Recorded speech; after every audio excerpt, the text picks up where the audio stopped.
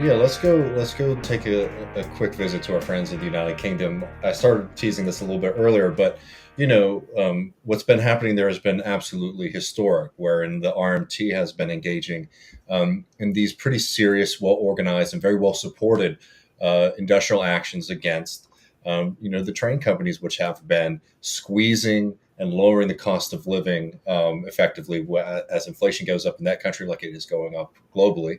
And they've been pushing back and fighting back, despite the fact that the Labor Party has made it very clear that they don't care about workers, that they'll turn their backs on workers at every chance given. I The mean, RMT still, insanely clear, it's almost like farcically, like a Monty Python sketch. I'm waiting for Right. Keir Starmer to give a speech along those lines at this point. I mean, the only thing he said, notable about what their economic policy is that it will be distinctively British, um, which is a very dark warning for what the future would be looking like under a potential Labour government.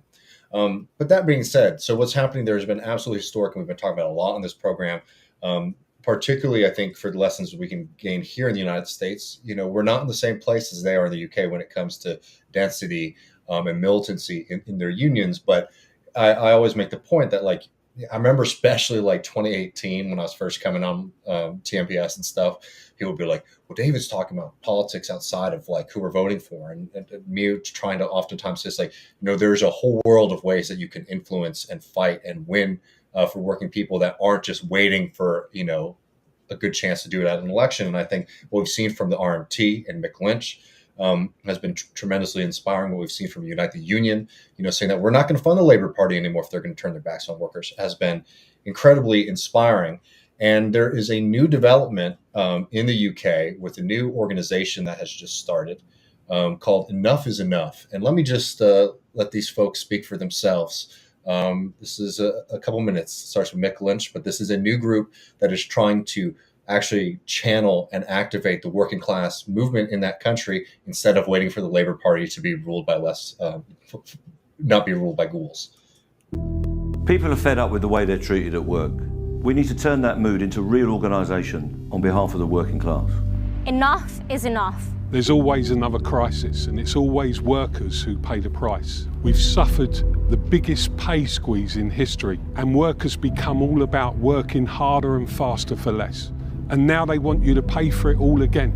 Well, it's time somebody else paid the price. Things can't go on like this. Record profits for big business, record number of billionaires, record wealth for the top 10%. But life is getting harder for everyone else. You always make the sacrifices, yet they always reap the rewards. None of this is inevitable. It's a political choice, your need or their greed. So it's time everyone in this country who's got a rotten landlord, who's got a low wage, who's got in-work benefits, who's going to a food bank, who can't get a doctor's appointment, who can't get housing. It's about time we all stood up together and said, enough is enough. This cost of living crisis affects us all. This is not just about rail workers or cleaners. Posties, engineers or call centre workers. Or nurses, or teachers, or firefighters. It's about you and every workplace and every community across this country. It's time for a campaign that draws the lines. It's time to say Enough is enough. Fair pay, affordable bills, enough to eat and a decent place to live.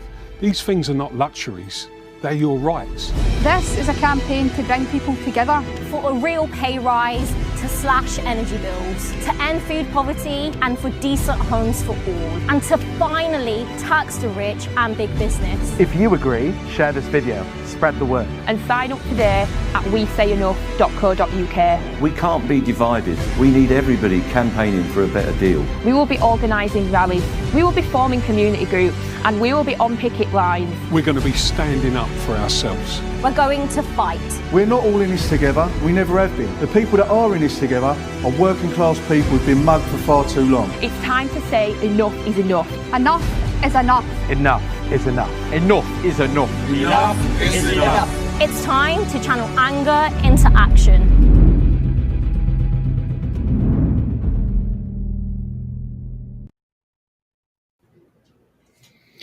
I mean, one that's like probably one of the better political ads I've seen in a long time.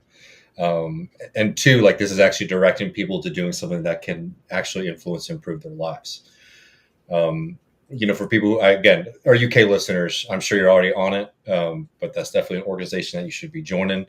It has a lot of trade unions in it. It also has social organizations. even some members of the Labor Party, like Zara Zoltana and Ian Byrne, which is like, that's exactly the kind of activity that you should be doing if you are an elected labor official. Because remember, there are people who are still by Corbyn who've been very marginalized and pushed out, but they're still there. And I find this to be a very inspiring move. Ronan Burtonshaw, our friend at Tribune, also Tribune, is a founding member of it as well. So kudos to them. Oh, nice. Somewhere like 200,000 people have signed up already, which, just a reminder for our American friends, that's a lot of people in the United Kingdom, which is not as large as the United States. I mean, that's a really successful launch to this organization. And I find the way that it's tying all of these different groups together. I forget his name, but one of the other RMT members said something along the lines in that video. It's not about us like all coming together. There are sides here. There are rich people and us. And I love that kind of dynamic where it's not like, let's all get together for kumbaya. It's like, no, we're getting together and we're fighting back against the people who profit and enjoy our suffering. I was just going to say, that's the best line of the whole thing, when it's like, we're not all in this together. Actually, who is in it together is working people. And like, if you're socialist, you got to feel seen by that, because like that we're all in this together shit has never fucking worked for anything good. Like, honestly, like it's paralysis politically. Yeah, that was awesome. Who is that? The guy who it's Eddie Dempsey. Thank you for that. Yeah. Eddie's coming He's out there awesome. too. Mick getting a lot of the shine, but hey, there's the Beatles, and then like, hey, maybe we'll get like the Rolling Stones and Pink Floyd, and just these. Exactly. But instead they're all labor leaders from the UK. Fuck yeah, no, I mean, that's exactly what we need. Yeah, so just a little bit of a bright spot. And like, look, I don't want to gush early because it's a new organization. We'll see what comes from it. But this is the kind of thing that I think is important for us to remember in the States. It's like, victories and inspiration come up and down. And get a little personal for a second. Like when I was working on that video that came out for patrons on what was left populism, I'll admit I got a little misty-eyed watching some of the old Bernie Sanders ads and speeches and the Corbyn stuff, which hopefully I'll be able to get that out to y'all soon. And I didn't expect it to hit me as hard, but I just remember like being there in 2018 and like really feeling like some really better stuff was around the corner. And sometimes you forget like how inspired and excited we were just a few years back. And the reason I bring that up is that if you think about what's been happening in the United Kingdom, it's been, we're brothers on this, like just like absolute horrific, quote unquote, left parties, an ascendant right wing, and pretty unfortunate defeats for our kind of left progressive socialist movements in those countries, right?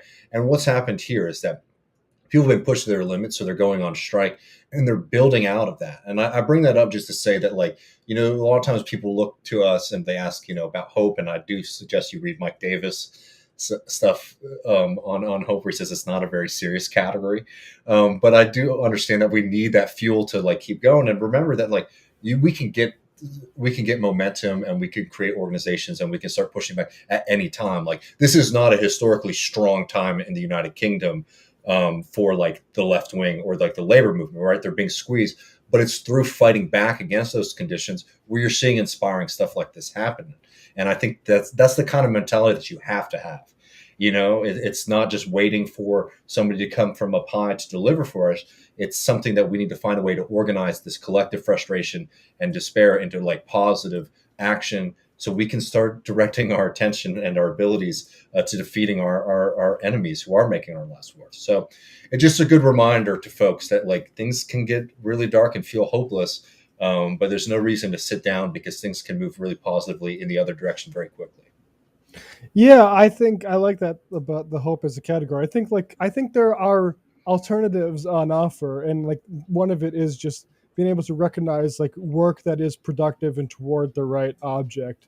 And whether or not that is, you're going to see that come to fruition in some sort of socialist revolution or not, that's not really the metric. It's this is the right direction, right? Like compared to like a lot of like, everyone knows the fucking Forward Party is a joke, right? Like there's a lot of different like bullshit on offer, but like this sort of thing, it's a lot easier for me to endorse at the outset, because it's just so clearly identifying the actual issue.